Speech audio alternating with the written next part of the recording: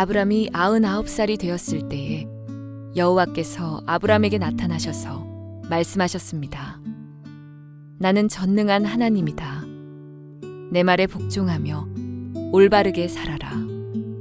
내가 너와 언약을 세워 너에게 수없이 많은 자손을 주겠다. 아브람이 땅에 엎드려 절하자 하나님께서 아브람에게 말씀하셨습니다. 이것은 내가 너와 세우는 언약이다. 너는 여러 나라의 조상이 될 것이다.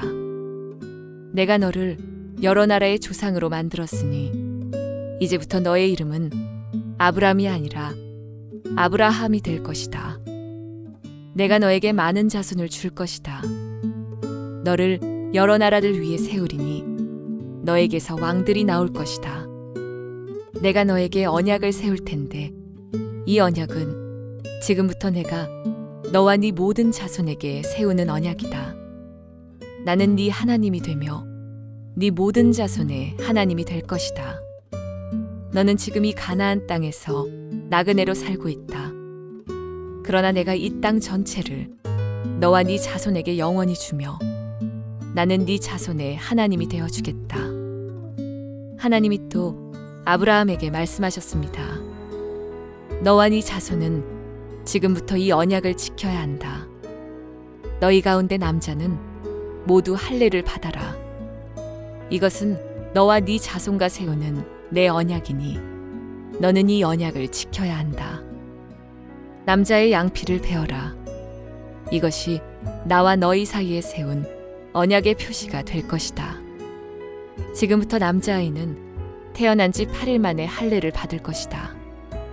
너희 집에서 태어난 종과 너희가 너희 자손이 아닌 외국 사람에게서 돈을 주고 산 사람도 할례를 받아야 한다. 너희 집에서 태어난 종과 너희 돈으로 산 종이 다 할례를 받아야 한다. 그래야만 너희 살 속에 새겨진 내 언약이 영원한 언약이 될 것이다. 할례 받지 않은 남자는 내 언약을 어긴 것이므로 내 백성 가운데서 제외될 것이다. 자, 우리 가슴에 손을 얹고 믿음을 고백하고 오늘 하나님께서 저에게 주시는 말씀 받겠습니다. 제가 먼저 고백할게요. 하나님은 나를 사랑하십니다. 나는 그 사랑 안에 있습니다. 하나님은 오늘 나에게 말씀하실 것입니다. 그 말씀에 능력이 있습니다. 그 말씀에 생명이 있습니다. 나의 마음을 하나님께 열겠습니다. 나의 생각을 예수님께 집중하겠습니다. 들은 만큼 변합니다. 들은 만큼 행복해집니다. 창세기 16장을 통해서 지난 2주 동안 보았던 하갈의 임신 이야기 그리고 이스마엘의 탄생 이야기는 믿음의 사람 아브라함의 믿음의 여정 가운데 등장하는 굉장히 어두운 이야기입니다. 어둡고 슬픈 이야기. 어떻게 믿음의 사람이 이렇게까지 추락을 할 수 있을까 생각하게 되고 그렇기에 그 메시지가 우리에게는 경고의 메시지가 되는 것입니다. 사실은 아브람도 사레도 하갈이 임신을 하면 매우 행복해질 거라고 생각을 했습니다. 그러나 하갈이 임신을 하자 그 가정에는 큰 고통이 찾아왔죠. 하갈은 자신의 주인이었던 사레를 향해서 멸시와 깔봄의 마음을 갖게 되고 사레는 그런 눈초리를 받으면서 분노와 시기와 질투와 슬픔으로 가득하게 됩니다. 그 문제를 해결할 수 있는 사람은 아브라함 혼자였는데도 불구하고 그 영적인 책임을 회피함으로 그 가정은 정말 감당할 수 없는 큰 고통과 슬픔의 그림자 속에 들어가게 되는 것입니다. 하갈의 몸에서 아브라함이 아들을 낳았을 때 그때 나이가 86세였습니다. 그리고 오늘 17장을 시작하면서 아브라함이 99세라고 얘기를 해요. 그러니까 13년 동안 기록이 없습니다. 하나님께서 성경에 왜 그 13년 동안의 기록을 하나도 남겨놓지 않으셨을까? 이유는 간단합니다. 하나님께서 침묵하셨기 때문입니다. 하갈 사건 때문에 하나님께서 더 이상 아브라함에게 말씀하시지 않고 침묵하시는 시간이 13년이라고 하는 긴 시간 동안 지속되었다는 거죠. 이 시간은 아브라함에게는 굉장히 긴 영적인 침체기입니다. 영적인 슬럼프이죠. 아브라함의 이야기를 보면 왜 믿음의 사람이 영적 침체기를 맞이하게 되는가 그 원인과 이유를 알 수 있습니다. 믿음의 사람, 여러분과 저 같은 믿음의 사람들이 하나님을 믿는 믿음의 여정을 걸어가면서 왜 영적 침체에 빠지게 되느냐? 하갈이라고 하는 세상의 방법을 통해서 하나님의 약속을 얻으려고 할 때, 믿음의 사람이 믿음의 길을 걷지 않고 세상의 방법, 세단의 수단, 세상의 길을 선택하고 그것으로 하나님의 약속을 취하려고 할 때 믿음의 사람들은 깊은 영적인 침체 속에 빠져들게 되는 것입니다. 여러분, 하나님의 약속은 절대로 세상의 방법으로 이루어질 수 없습니다. 하나님의 약속은 오직 하나님의 방법으로 하나님의 타이밍에 맞춘 때에 맞춰서 이루어지는 것입니다. 사례는 몸종 하갈을 통해서 아들을 얻겠다라고 계획을 세우잖아요.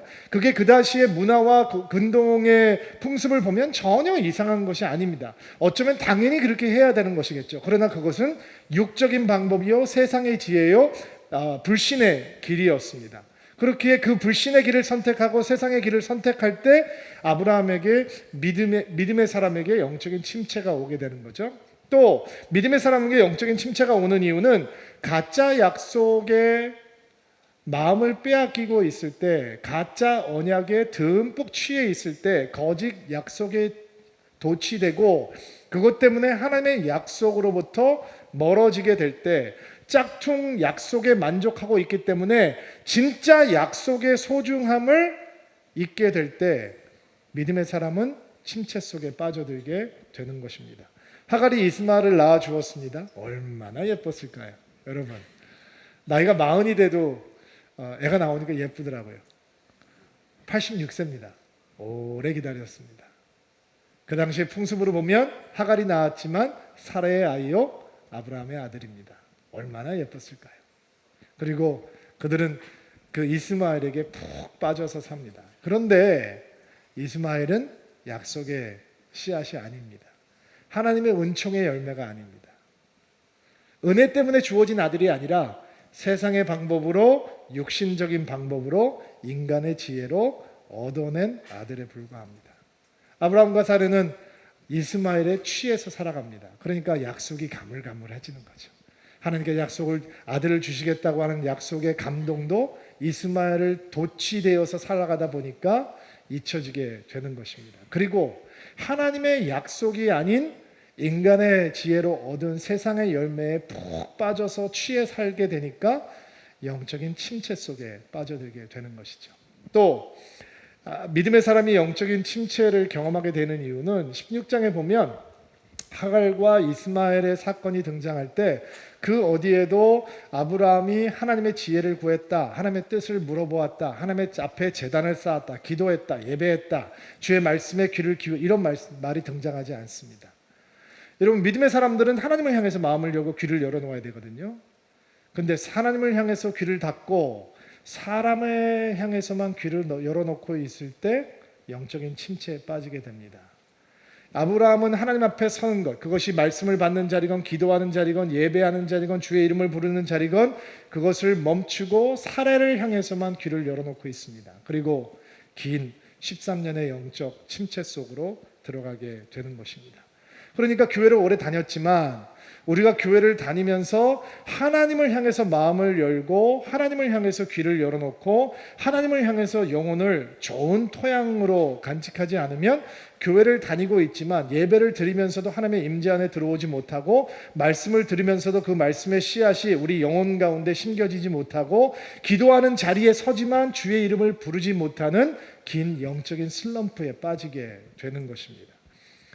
이 성경이 아무것도 기록하고자 하지 않은 아브라함의 13년의 영적인 침체기는 믿음의 사람이라면 반드시 피해야 되는 아주 슬픈 현장입니다.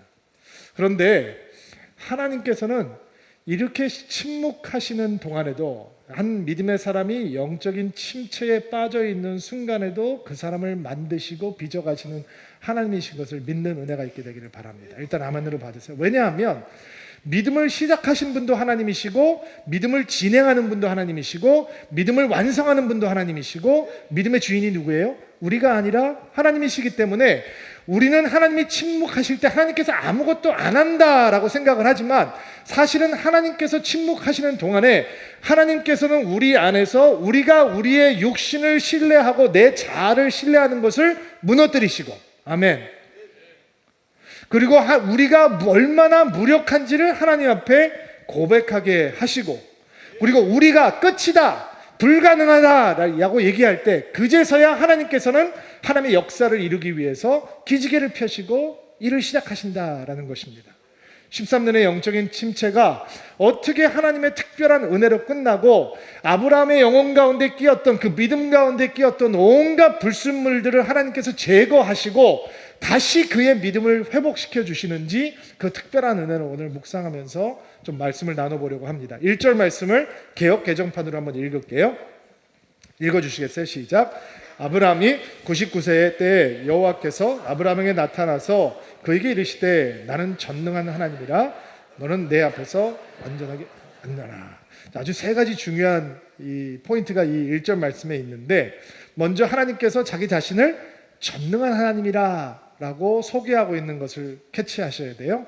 하나님께서 지금까지 아브라함에게 나타나시면서 한 번도 내가 전능한 하나님이다 라고 소개하신 적이 없어요. 처음이에요.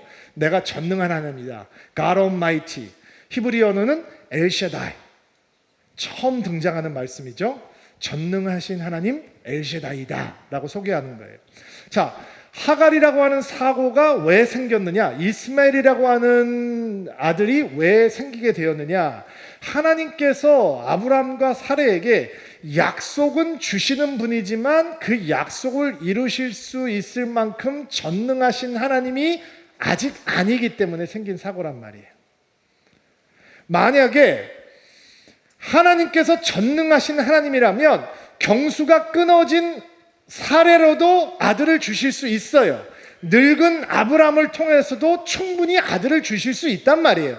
그런데 지금 사례와 아브라함의 문제는 뭐냐면 하나님께서 약속은 주시는 분이지만 그 약속을 주실 만큼 전능하신 엘시다이는 아닌 거예요. 그러니까 하갈이라고 하는 옵션이 매우 매력적으로 느끼게 되는 거죠. 당연히 그것을 붙들고자 하는 마음이 있는 거예요. 그러니까 하나님께서 지금 영적인 침체에 빠져있는 아브라함에게 나타나서 뭐라고 말씀하시는 거예요? 내가 너의 전능하신 하나님이다. 내가 너의 엘샤다이다 라고 말씀을 하는 거예요. 오늘 여러분 마음 가운데 이 히브리어를 심으세요. 엘샤다이. 아, 하나님은 엘샤다이시구나. 전능하신 하나님이시구나.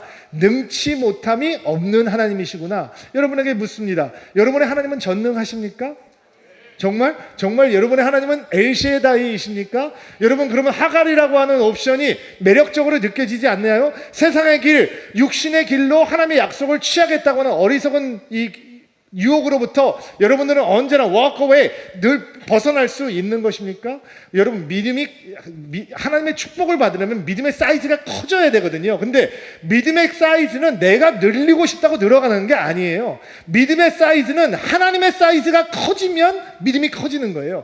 하나님의 축복을 담을 수 있는 그릇은 어떻게 준비가 되느냐? 하나님께서 약속을 주실 뿐만 아니라 약속을 이루실 수 있는 Almighty God, 엘샤다이다 라고 하는 믿음의 고백이 생기면 그 하나님의 축복을 받을 수 있는 큰 그릇이 만들어지는 겁니다. 다시 한번 축복합니다. 여러분의 하나님이 여러분에게 능치 못함이 있는 전능하신 하나님이 되기를 주의 이름으로 축복합니다. 또 1절 말씀에 쉬운 성경에는 내 말에 복종하여 올바르게 살아라 이렇게 표현을 했는데 개역 개정판 이 번역이 훨씬 더 원어에 충실해요. 내 앞에서 행하여 완전하라. 히브리어로는 내 앞에 걸어서 완전하라, 흠이 없게 되라 이런 뜻인 거예요. 자, 이 말씀을 단순히 도덕적이고 윤리적인 높은 수준의 삶으로 하나님께서 아브라함을 초청하고 계신다라고 생각하면 안 돼요. 우리는 이 말씀 내 앞에서 행하여 완전하라라고 하는 게, 내 앞에 걸어서 완전하라라고 하는 게 무슨 뜻인가 이해하기 위해서는 지금 우리가 2주 동안 보았던 16장의 사건, 하갈과 이스마엘의 탄생을 둘러싸고 일어났던 사건에 비추어서 해석을 해보아야 돼요. 자, 아브라함이 엘샤다이 하나님을 믿지 못하고 조급한 마음에 인간의 방법을, 세상의 방법을 통해서 하갈의 몸을 빌어서 이스마엘을 얻죠. 그거는 거짓 약속이었어요.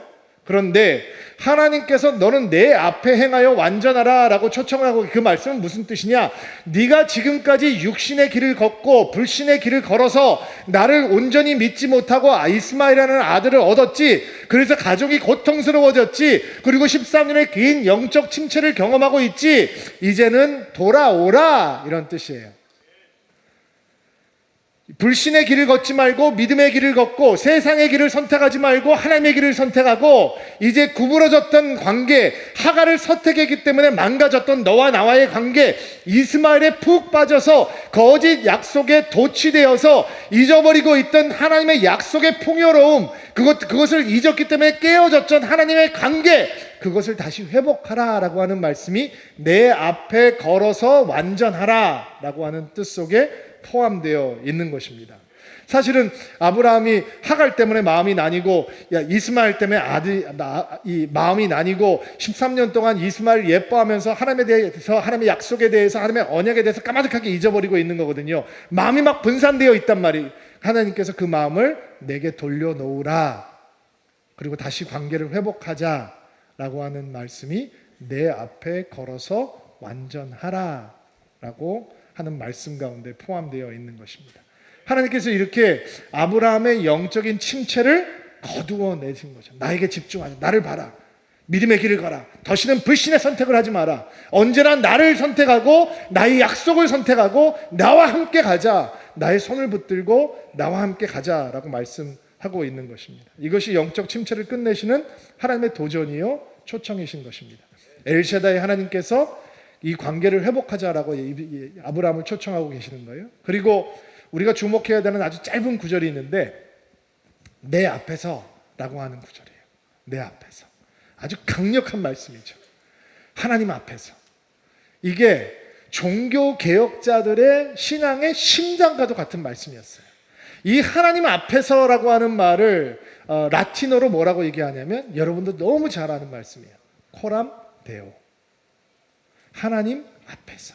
이 종교 개혁자들이 신앙을 지키기 위해서, 신앙을 회복하기 위해서 목숨을 걸고 지켰던 신앙의 중심이 내가 한 분을 위해서 존재하는 인생이다라고 하는 코람데오라고 하는 말 속에 포함되어 있는 거죠.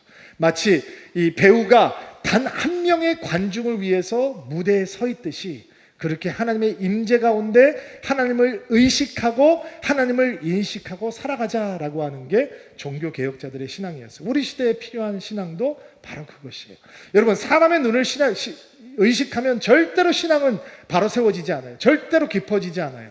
사람의 눈을 의식하면 신앙이 바로 서는 것 같아요. 그러나 하갈이 나타나면 금방 넘어진단 말이에요. 이스마엘 속에 빠질 수밖에 없단 말이에요. 그런다 하나님 앞에서, 코람데오, 하나님 앞에서 그분만 의식하고 가기 시작하면 어떤 장애물도 넘어갈 수 있는 진정한 신앙이 될 줄로 믿습니다. 이런 코람데오의 신앙이, 이런 하나님의 임재를 품고 살아가는 신앙이 우리의 신앙이 되기를 주의 이름으로 축복합니다. 하나님께서 이렇게 하나님이 어떤 분이신지, 하나님께서 어떤 관계의 회복을 원하시는지, 그리고 어떤 의식을 갖고 살아가야 되는지 하나님께서 이 아브라함을 부르시고 영적 침체를 걷어내시면서 하나님의 언약을 다시 한번 갱신하십니다. 다시 한번 확인시켜 주시는 거죠. 2절부터 8절까지인데 개역 개정판으로 좀 읽어볼게요. 여러분이 먼저 읽어주세요. 2절 말씀 시작. 내가 내 언약을 너와 나 사이에 두어 너를 크게 번성하게 하리라 하시니, 아브라함이 엎드렸더니 하나님이 또 그에게 말씀하여 이르되, 보라, 내 언약이 너와 함께 있으니 너는 여러 민족의 아버지가 될지라. 이제 후로는 내 이름을 아브라함이라 하지 아니하고 아브라함이라 하리니, 이는 내가 너를 여러 민족의 아버지가 되게 함이니라. 내가 너로 심히 번성하게 하리니 내가 내게서 민족이 나게 하며 왕들이 내게로부터 나오리라. 내가 내 언약을 너와 너 및 내 대대 후손 사이에 세워서 영원한 언약을 삼고 너와 내 후손의 하나님이 되리라. 내가 너와 내 후손에게 내가 거류하는 이 땅 곧 가나안 땅을 주어 영원한 기업이 되게 하고 나는 그들의 하나님이 되리라. 이미 여러 차례 주셨던 말씀이에요.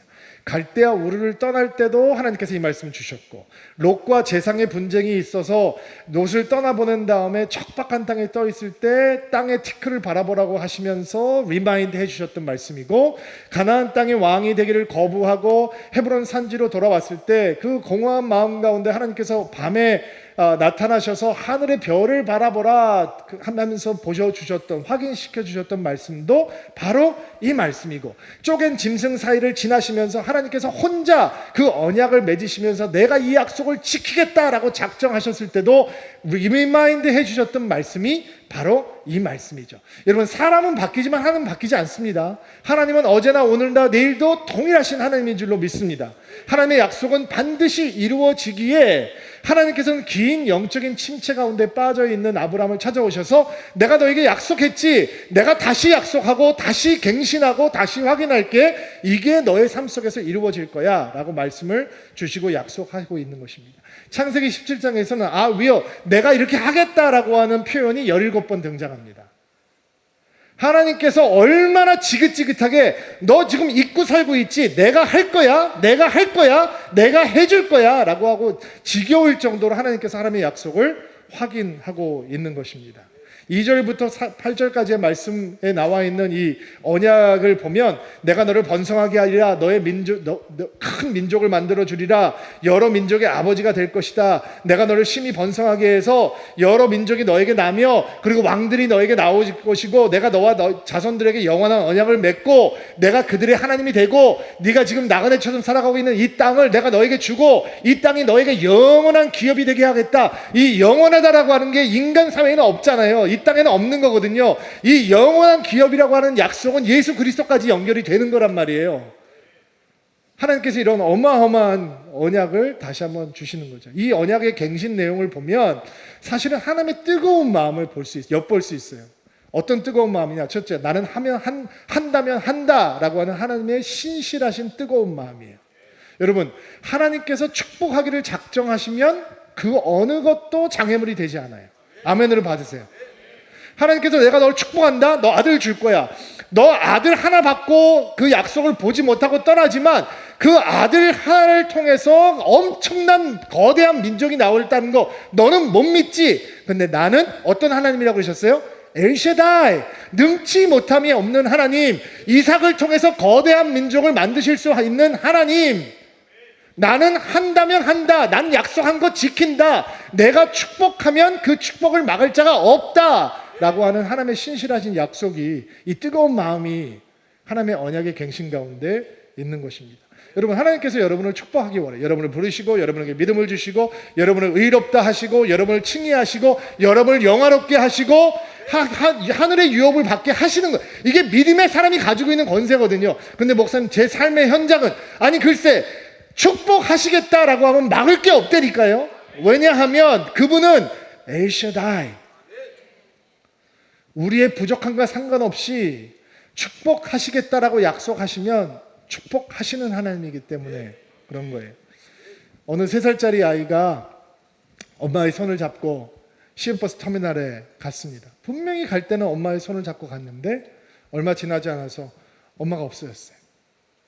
엄마가 그 아이를 시외버스 터미널에다가 버려놓고 간 거예요. 그리고 시외버스 터미널 한가운데서 너무너무 울고 너무너무 지칠 때까지 있었다고 합니다. 얼마나 삶이 비참하면 3살짜리 아이를 시외버스 터미널에 갖다 버릴까? 아마 그 엄마는 그 아이가 누군가에 의해서 안전하게 인도될 때까지 어디 숨어서 울면서 보고 있었을지도 모르겠어요. 3살짜리 아이가 고아원에 맡겨지고 5살이 되었을 때 미국으로 입양을 갑니다. 양부모님이 다행히 믿음이 있는 분이어서 이 아이에게, 버림받은 아이에게, 버려진 아이에게, 고아가 되었다가 입양해온 아이에게 믿음을 가르쳐주고 하나님께서 너를 축복하실 것이다. 근데 믿어지지 않더래요. 왜? 엄마가 버렸으니까. 고아였으니까. 그리고 생판 모르는 집에 입양이 되어서 양부모 집 밑에서 살아가는 인생이 되니까 믿어지지 않더래요.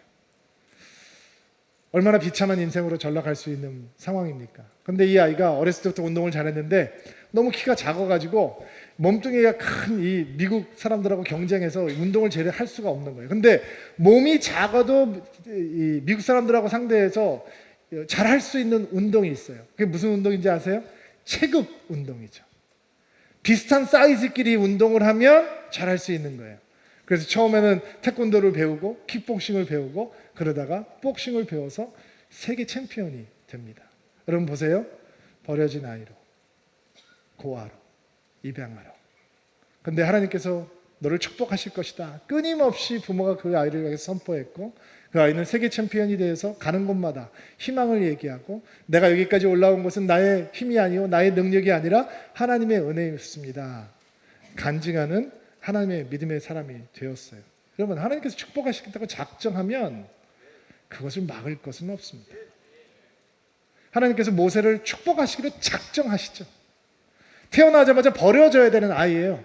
그런데 그 아이를 살려두세요. 공주의 아이를 만드세요.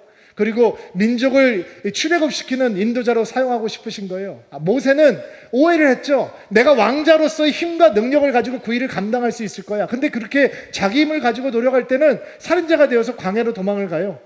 40년 동안 푹푹 썩죠. 노인이 될 때까지 아무것도 하지 못하고 왕조로서의 고상함, 우아함 다 없어져 버렸어요. 그리고 장인의 양을 치는 이 초라한 양치기로. 근데 그때 하나님께서 쓰시는 거예요. 하나님께서 축복하시겠다라고 하면 80된 노인도 쓰임받을 수 있는 거예요. 여호수아가 태어났을 때 처음부터 배운 게 뭐였을까요? 노예의 일이었겠죠. 벽돌을 굽고 지푸라기를 주워서 더 단단한 벽돌을 굽고 강제 노역에 동원되고 건축공사에서 채찍을 만서 일을 하고 그가 어떻게 민족의 지도자가 될 수 있겠어요? 근데 하나님께서 쓰시겠다 하면 하나님께서 하시는 거예요. 그러니까 약속의 땅을 정복하는 믿음의 영웅이 되는 것이죠. 여러분 느헤미야가 매일 아침에 일어나서 하는 일은 뭐예요? 왕의 포도주를 대신 마셔주는 거. 독이 들어있는지 확인하는 거죠. 이 컵을 들고 있는 관원 아닙니까? 그가 건축술을 배웠겠습니까? 그가 무슨 군사학을 배웠겠습니까? 정치 외교학을 배웠겠습니까? 그가 할 수 있는 유일한 일은 목숨 내놓고 포도주를 대신 한번 마셔주는 거예요. 그런데 하나님께서 그를 쓰시겠다 하고 그를 축복하시겠다 하면 아무것도 막을 수 없는 거예요. 그가 포로가 되었던 인생이라도 하나님께서 축복하시겠다 하고 하면 막을 수 있는 게 없는 거예요. 52일 만에 예루살렘 성벽을 재건하는 민족의 지도자가 되는 것이죠. 예수님의 제자들이 무슨 제대로 교육을 받았어요? 드러내놓고 자랑할 게 뭐가 있어요? 그들은 블루칼라 어부들이요, 매국노 세리였어요. 그런데 하나님께서 그들을 축복하시겠다고 작정하면 어느 것도 장애물이 되지 않는 거예요. 예루살렘과 온 유대와 사마리아와 땅끝까지 이르러서 주의 증인이 되겠다, 내가 쓰겠다 하시면 하나님의 뜻은, 하나님의 축복은 이루어지는 겁니다. 우리의 삶에서도 하나님께서 우리를 축복하시는 겁니다. 사람이 축복하는 거 아닙니다. 인맥이 축복하는 거 아닙니다. 스펙이 축복하는 거 아닙니다. 대학의 타이틀이 우리를 축복하는 거 아닙니다. 회사의 타이틀이 우리를 축복하는 거 아닙니다. 하나님께서 축복하신다 하면 축복은 임하는 겁니다. 여러분 우리 아이들, 요즘에 이 땅의 젊은이들 얼마나 상대적 박탈감에 젖어 있어요. 우리는 믿음의 아비로, 믿음의 어미로 선포해야 되는 거예요. 사람이 하나님을 너희를 축복하는 게 아니라, 대학의 타이틀이 너희를 축복하는 게 아니라, 무슨 스펙이 너희를 축복하는 게 아니라 하나님이 축복하신다고 하면 축복은 임하는 것이다 라고 선포할 수 있어야 되는 것입니다. 이게 하나님의 언약 갱신 속에서 보게 되는 하나님의 굳은 의지입니다.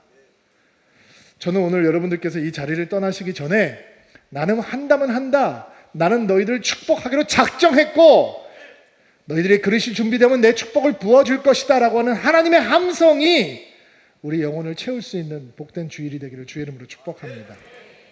서울디님께 시작할 때 하나님께서 내가 너희를 축복하겠다라고 말씀하셨어요. 내가 너희를 젖과 꿀이 흐르는 땅으로 인도하겠다. 근데 아직 거기 안 간 것 같거든요.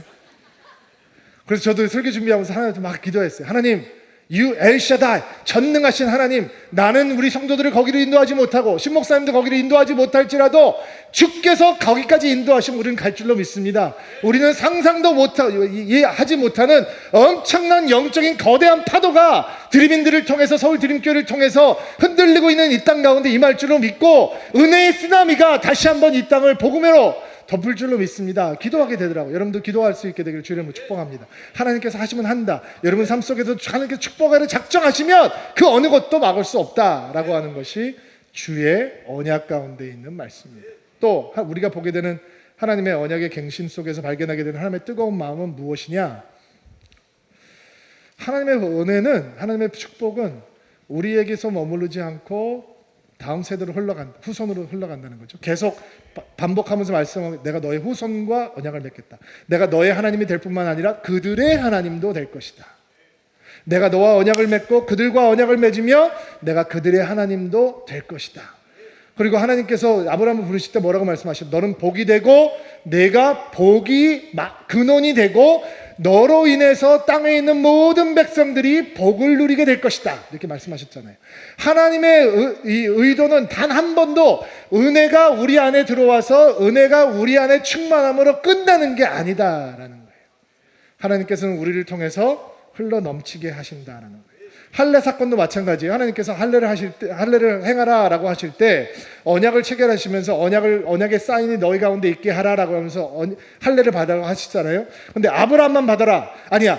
이스마엘이 너의 아들이니까 이스마엘까지만 받게 해라. 이렇게 말씀하시지 않았어요? 너 안에 있는 종들도 외국에서 사온 종들도 다 언약의 백성으로 할례를 받게 해라. 하나님께서는 처음부터 이 은혜의 우산이 넓으셨던 거예요. 여러분, 우리의 자녀들에게, 우리의 자녀의 자녀들에게 우리가 사랑하는 하나님의 은혜, 우리가 신뢰하는 하나님의 은총이 전해진다라고 생각하면 마음이 뜨거워지지 않습니까? 여러분, 이게 믿음의 간 사람들이 가지고 있는 권세라는 것이죠. 흘러 넘치는 거예요.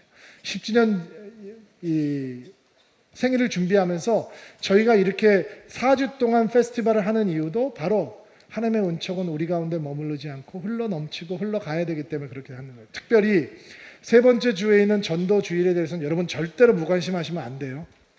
여러분 절대로 무관심하시면 안 돼요. 다른 거는 여러분의 믿음의 준비가 안 돼서 조금 무관심하실 수 있는 거 이해해요. 그러나 여러분 여기에 있는 어느 누구도 세 번째 주에 있는 전도 대상자들을 이 자리에 초청하는 것에 대해서 무관심하시면 안 돼요. 그거는 우리가 교회가 아니라고 하는 증거예요. 그거는 우리의 생명력과 관련이 있는 거예요. 우리가 어떻게 하나님 앞에 살아있는 교회가 되느냐, 어떻게 복음으로 충만한 교회가 되느냐, 또 다른 생명을 낳겠다고 하는 간절한 마음이 없으면 우리 교회는 건물이 없기 때문에 시간이 지나면 없어져 버릴 수도 있는 거예요. 그러니까 주변에 있는 어떤 사람들을 우리가 예수 그리스도를 증거하기 위해서 이 자리에 불러오고 우리가 자리가 없어서 중간에 다 서서 예배를 드리더라도 그런 열정과 순수한 하나님을 향한 복음의 확신이 없다면 정말 우리 교회의 생명력은 건강하지 않은 게 되겠죠. 여러분 정말 기쁜 마음으로 특별히 주변에 있는 소중한 분들을 초청하는 은혜가 있게 되기를 바랍니다. 제가 사랑하는 형님이 한 분 계신데 함께 동역했던 목사님이신데 이분이 아버님이 사업을 하시는데 한국에서 유명한 절들을 몇 개를 지으신 아주 불자 집안이에요. 그리고 이 형님은 젊었을 때부터 노는 걸 좋아해가지고 아주 한국에서 굉장히 노는 걸로 유명한 분이셨대요. 근데 한 명 여동생이 미국에 가서 예수를 믿게 됐어요. 그리고 그 여동생을 통해서 한 명 한 명이 전도되었대요. 얼마나 힘들었을까요? 그렇게 유명하게 놀던 사람이 여동생이 복음을 전한다고 쉽게 받겠어요? 그 여동생이 가족을 위해서 얼마나 열심히 기도했을까요?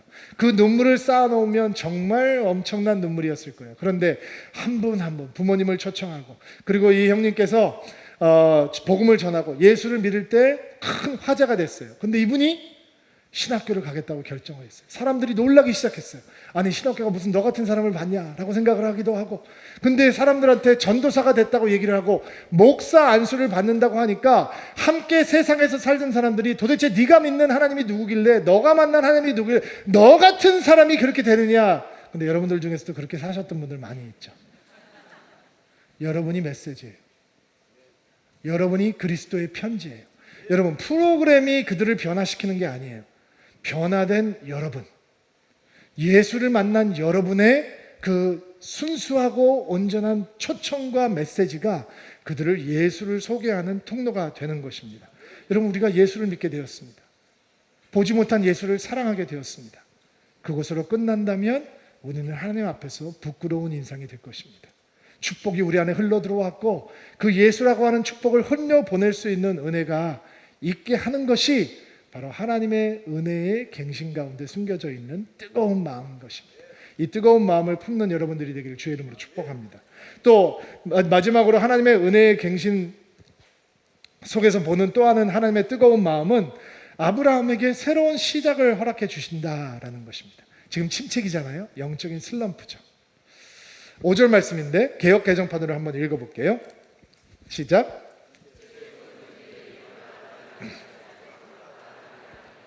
이는 내가 너희를 여러 민족의 아버지가 되게 하십니다. 아브라함의 이름을 바꿔주시죠. 아브라함에서 아브라함으로.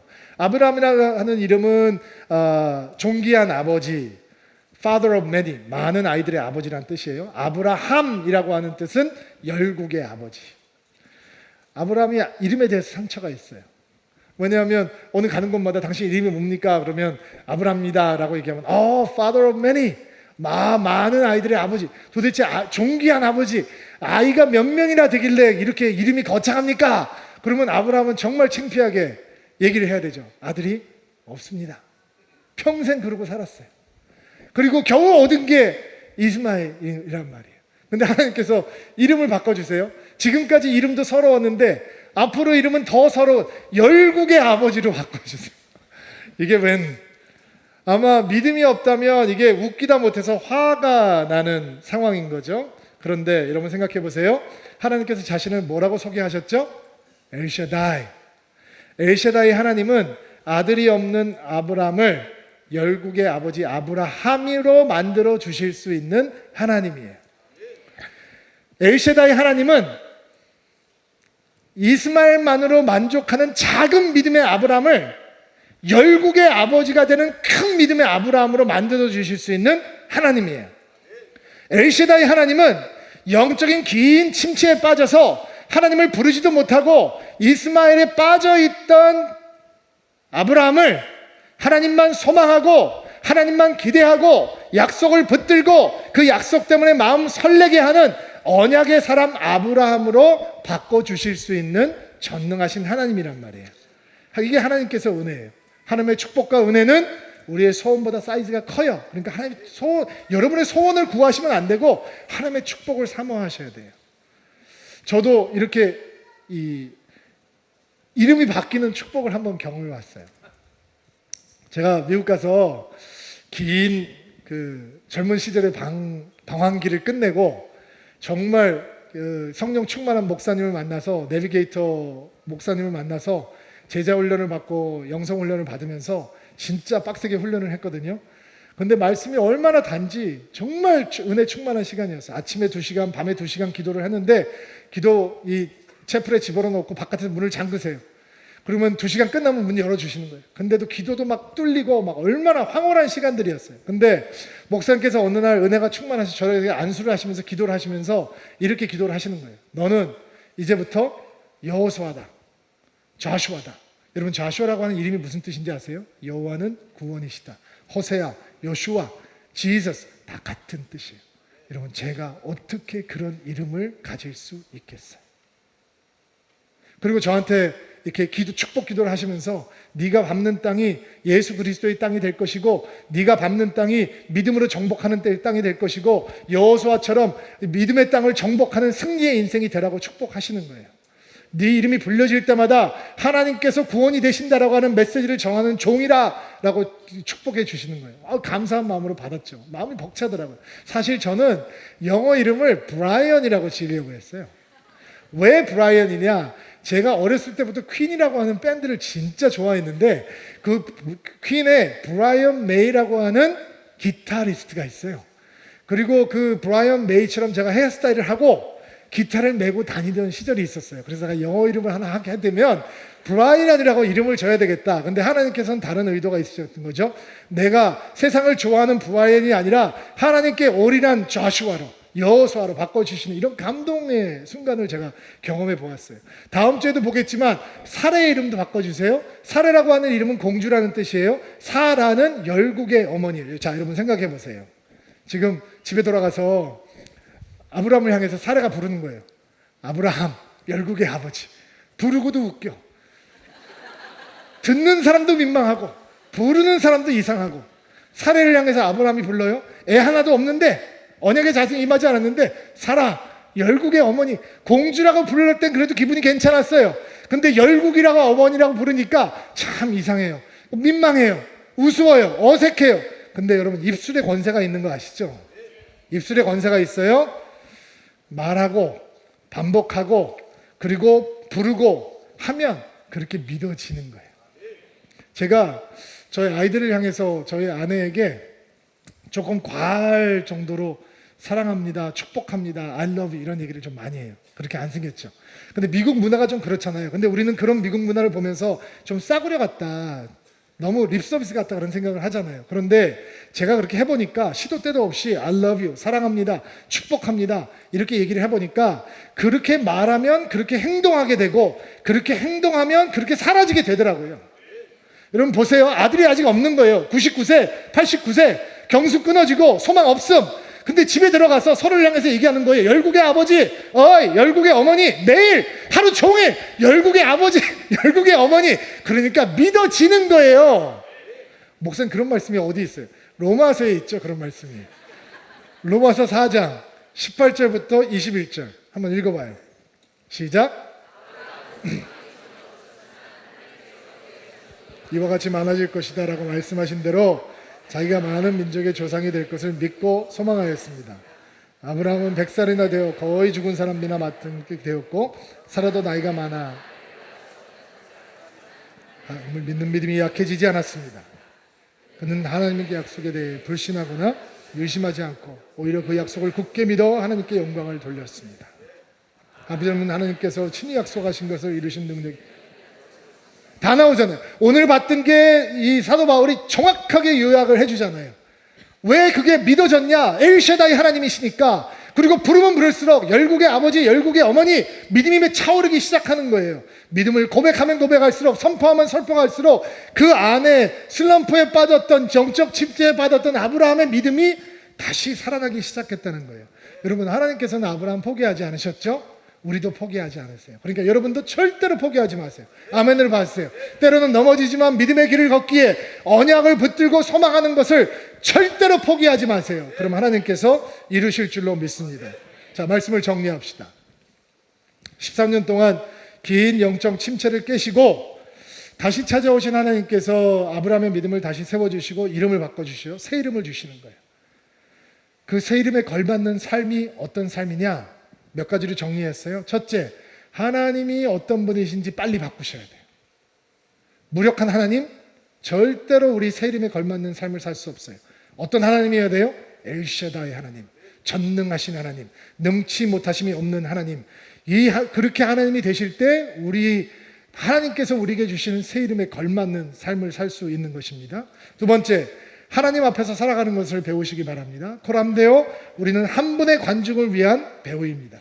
오직 그분만을 의식하고 살아갈 때 우리는 하나님께서 우리에게 주시는 새 이름에, 아름다운 새 이름에 걸맞는 삶을 살아가게 되는 것입니다. 이스마엘에게 빼앗겼던 마음, 세상에서 분산되었던 마음을 하나님께 돌려드리고 육신의 길을 선택하기 말고 믿음의 길을 선택하겠다고 작정하면서 하나님과의 관계를 회복하는 삶이, 그 믿음을 회복하는 삶이, 믿음을 선포하고 고백하는 삶이 새로운 이름에 어울리는 삶이 되는 것입니다. 오늘 사실 시간이 없어서 이 얘기 못 나눴는데 다음 주에 조금 더 자세하게 나눌 텐데, 하나님의 흔적, 은혜의 흔적, 언약의 흔적, 할례죠. 그 흔적을 품고 살아가는 것이, 그 언약을 잊지 않는 흔적을 갖고 살아가는 것이 새 이름에 걸맞는 삶입니다. 여러분, 하나님께서 여러분에게는 어떤 흔적을 주셨어요? 우리 안에 어떤 흔적이 남아있어요? 십자가죠.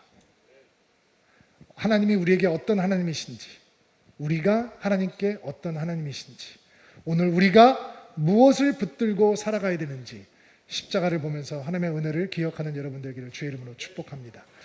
자, 우리 가슴에 손을 얹고 안수하시고요.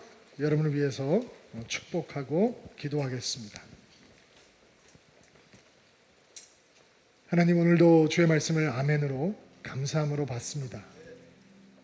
가슴에 손을 얹고 기도하는 드리민들마다 하나님께서 살아계신 하나님, 전능하신 하나님, 엘셰다이 하나님이 될 수 있도록 도와주옵소서.